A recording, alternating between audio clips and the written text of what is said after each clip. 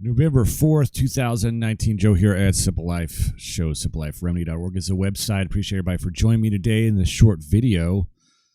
The New York Times actually just came out with a poll I thought was pretty interesting. The Blaze actually had it on within the last few hours here, where they are saying that the poll finds a tight presidential race, which is bad news for Democrats in key battleground states. So we'll actually get into this this report from the New York Times. Now, I don't really recommend the New York Times for most stuff, and I would honestly be really concerned about polls to begin with, as we've seen in 2016, where it seemed like every poll had Clinton winning by 197% over Trump. Everyone was calling it. Of course, that has led to the whole demise and the shell shock that has been ringing for the last 3 years. Due to the Trump administration taking over the White House, which half the country doesn't like. Of course, everything is completely divided now, and this is not. This is even more prominent now in this new poll that's come out from the New York Times. And it's not the New York Times. It was actually from. Let me see. It looks like it was a New York Times. Yeah, it looks like it was a New York Times Siena College poll. So we'll look at that poll here a little bit closer, where it shows that in key battleground states, with likely voters, here we'll go back to the likely voters. It shows that it's really interesting that Michigan, Pennsylvania, Wisconsin, Florida, Arizona, North Carolina, these are all battleground states where the winner must win at least one of these states in order to claim the Electoral College. So we see the head-to-head matchup. Even now, it looks like Biden has the best chance against Trump. Of course, this is all within a standard deviation, error. So Biden's up by 1 or 2 points there, and looks like 5 of the 6. Trump is up by 2. Sanders, Trump is beating up on Sanders, and 5 out of the 6, and Trump is doing the same thing with Warren. Now, this is why this is really important, that Trump is in the middle of an impeachment inquiry. And we all know the way this is going to go. We know that the Democrats are pretty much forced to vote on this. And we also know that the representatives of Trump districts that he won in the 2016 election, they have to vote on this as well. And, of course, they have already voted to go forward with this inquiry. Nothing that's so much a formal vote for impeachment in the House yet. Of course, I believe that this will continue to go forward. Like I said, they're just going to be calling more witnesses, and there's going to be more committee meetings and stuff like that. They are trying to basically, what I believe they're trying to do, they're not trying to look for justice. They're not trying to look for the truth. We all know the Democrats are not interested in truth.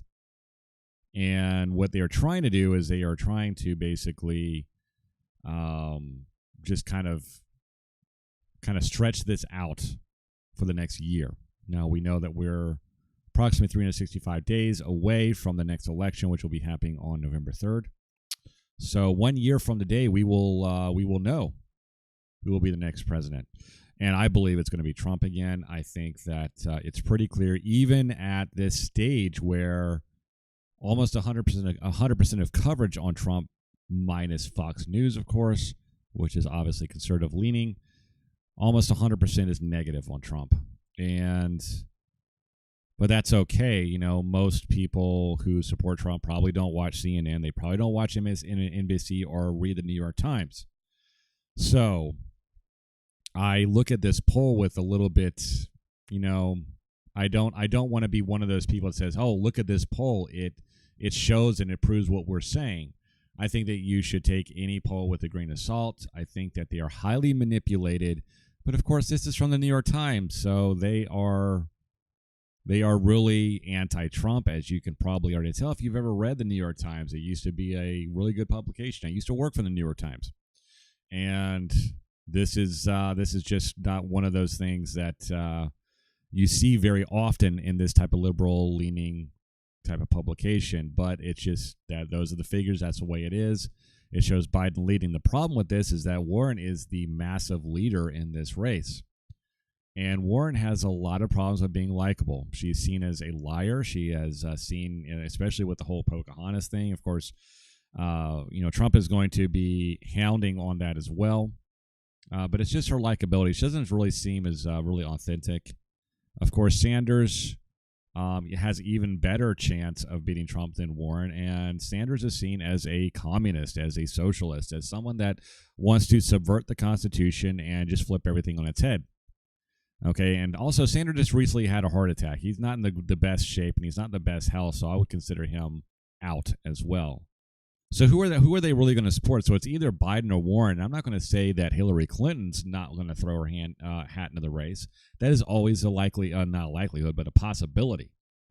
If that happens, it's going to be pure pandemonium.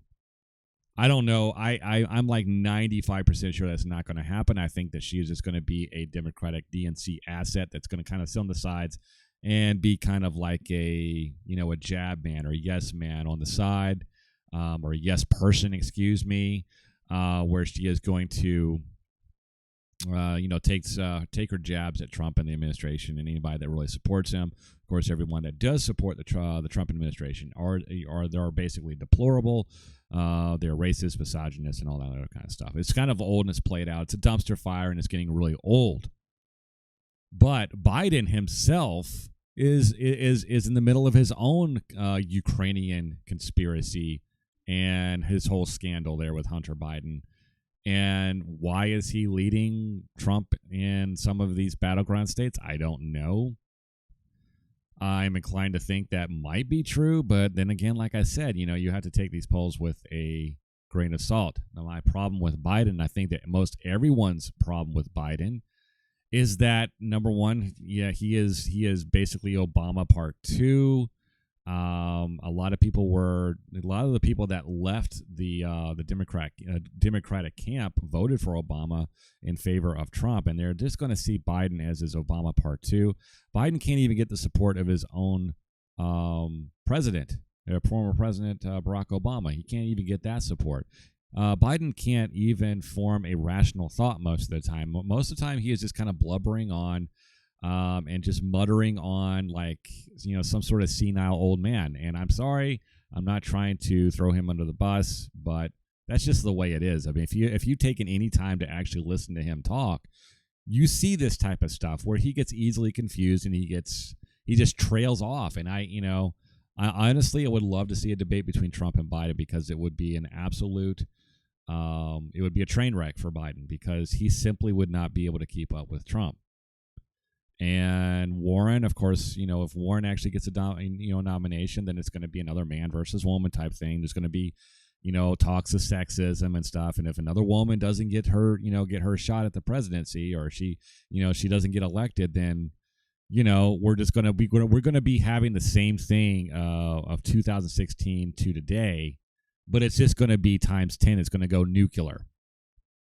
And this is just something that I really think that we need to be cognizant of as we go forward, that there will be an impeachment vote. Trump will likely be impeached in the House. It will probably happen sometime within the next 5 to 6 months or so. They will, in the meantime, they will try to they'll try to kind of stretch this out as long as they can, but they will eventually be forced to take a vote. Trump will be impeached. He'll get struck down in the Senate, and that will be it. Now, Trump will probably end up going forward and taking the election. Republicans will take over the House, and then after that, I don't know. I mean, I think the liberals out there will probably lose their minds. I think that is a possibility. I think that you have a lot of mental instability within the people that are following these that have gotten caught up in this entire this political circus stunt that's been going on for the last 3 years. I mean, we can't really get anything done, and that's what that's what people elect their representatives for, not only in Congress but in for in the Senate, for the Supreme Court, for the presidency, and pretty much all the local offices and stuff like that. That's why we go vote, is because we can't do that. We don't have time to do those things. We have other jobs, so you do it. You represent us, get stuff done.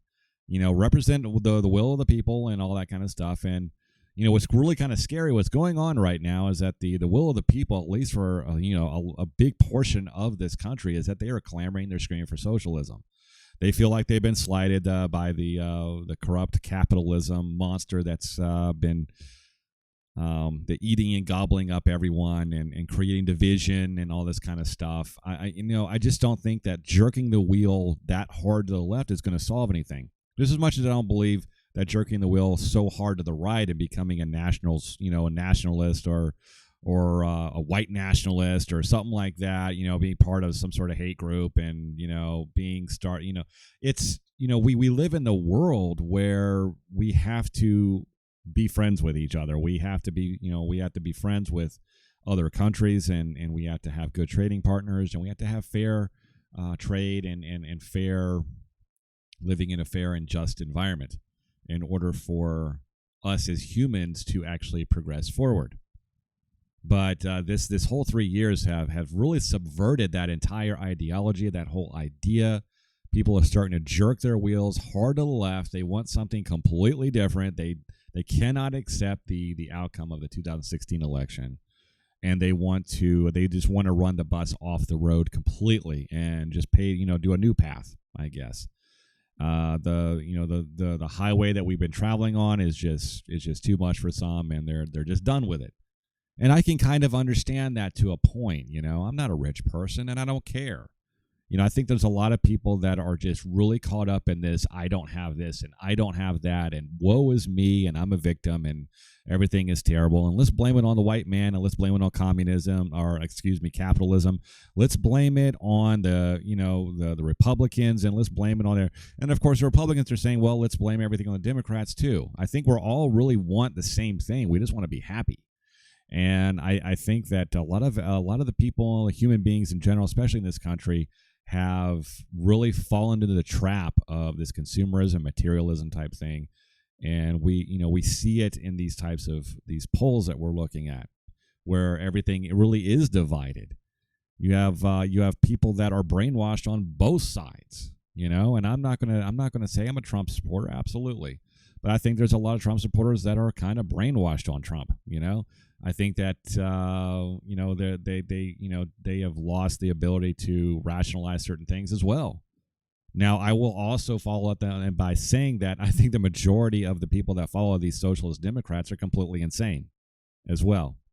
I think that we need to find a rational middle ground, like I always talk about, and it just seems like that the more division that is going on, the wider the gap is where rationality would normally fill everything in, and there's no way to get across anymore. We're sitting over on both sides yelling at each other and nothing is getting done. And we are taking basically, we see our representatives like our family, like our parents and stuff, and of course we take all of our cues from the people who represented us, the people that we elect. Now, we obviously haven't chosen our parents, but we have chosen our representatives, so they should be held to a higher standard. But, we don't see this. We don't see this at all. But at the same time, those on the right can't just simply just sit back and take it either, while there is a verifiable, and I would consider verifiable, coup going on in the government. Now, of course, this is not by military force, which would normally be a type of coup, but you don't need to shoot a gun to have a coup. You have all you have to have is intent, and you have to have means as well. And I believe that the Democratic Party and the deep state both have the intent and means to pull this off. I do not think it's going to get past the Senate. Of course, once this happens, you think the divide now is big. Just wait until Trump is actually impeached. Wait until all of the people show up at the polls. Wait until Trump is elected again. This is something that I want to happen, but I fear happening at the same time, just based on this environment. It is such a tinderbox waiting to explode. We've seen all of the violence over the last 3 years, and it's just getting worse and worse and worse, and it's just going to get even worse here going into 2020. So I believe that the clock has started here. 12 months from now, we're going to have a new election in 2020 where we will either go down a socialist path or we will stick with Trump and deal with the consequences of a mentally deranged left. I really sincerely hope that that people will be able to just go ahead and just put out the dumpster fire of their emotions and just get on with their life before that happens. This is just, it's really sad and it's disconcerting when the more I think about it. the more I think about this, the more I get afraid for the future. Absolutely. But until next time, this is Joe with Simple Life. I will see you in the next video. Until next time, bye.